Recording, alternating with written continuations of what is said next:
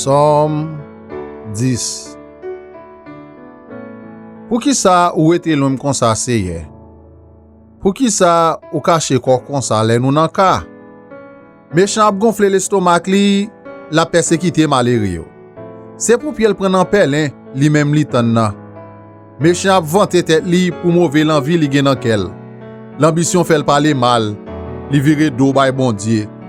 Méchant tellement gen l'orgueil, la plaide dit, bon Dieu pas pinim, pas gen bon Dieu. C'est ça, c'est méchant bête nan tête li. Tout ça li fait toujours marcher bien. Il pas comprendre jugement bon Dieu yo. L'a mépriser l'ennemi yo. L'a dit nan kel rien pas ka branem. Moi pas jam nan problème. Toute parole li c'est madichon. C'est menti, c'est tromper moun. Li chaud comme ça pour parler moun mal, pour dire gros mots. Li cache kol nan ti bouk yo. La paraît tan innocent pour touyer yo en cachette.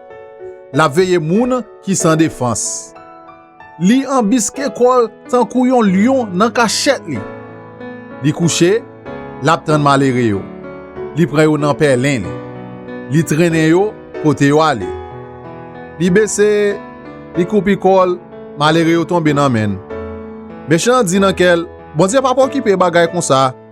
Li fait men gel, li pa jam wem. Leve non seye, vin sauver moi. Bon Dieu pas oublier moun ya peze yo.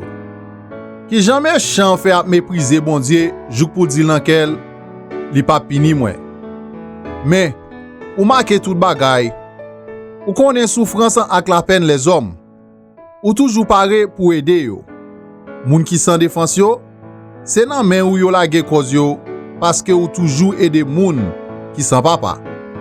Kraser pouvoir méchant yo, pouvoir moun ka fait mal yo, faire yo rendre compte pour ça yo fait, juk yo disparaître net devant yo.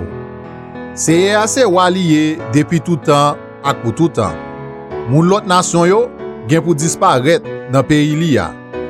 C'est wa koute moun qui soumet devant les yap la prière. Wa bay yo courage. Wa tande rel moun yap peze yo. Rel ti moun qui sans papa yo. Wa fè yo justice. Comme ça, les hommes qui fait ak poussière pap capable faire moun paix encore.